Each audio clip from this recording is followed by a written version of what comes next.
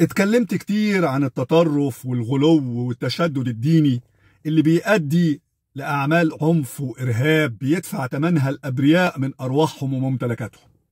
ناس كتير للأسف مش مدركة خطورة التطرف الديني على الحياة في مصر.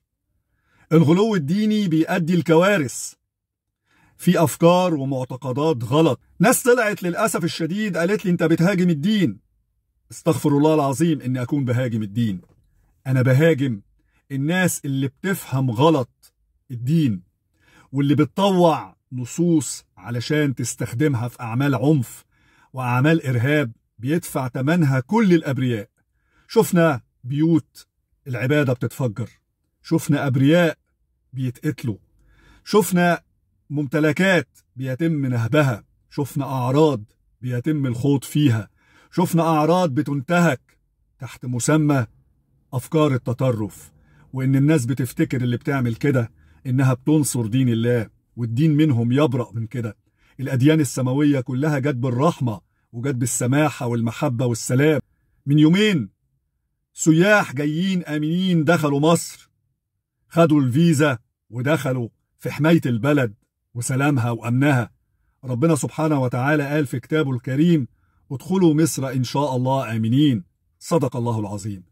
الاتنين السياح اللي دخلوا مصر وكانوا بيزوروا منطقة في اسكندرية، أحد أفراد الأمن قتل الاتنين دول وقتل معاهم المرشد السياحي اسمه سيد الخوالقة مصري.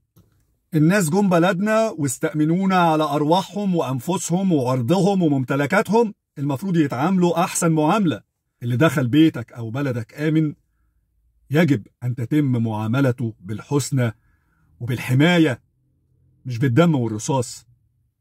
لازم تتبنى الدولة مفهوم ومنهجية لتغيير الخطاب الديني المتشدد المتطرف وتصحيح المسار علشان الناس تعيش في سلام وأمان.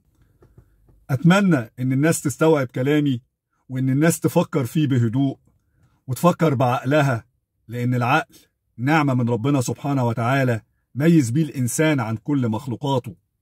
إياكم والتطرف، إياكم والعنف، لأن هيحرق البلد، وربنا يستر على بلدنا ويحفظها من أي شر. أشوفكم على خير.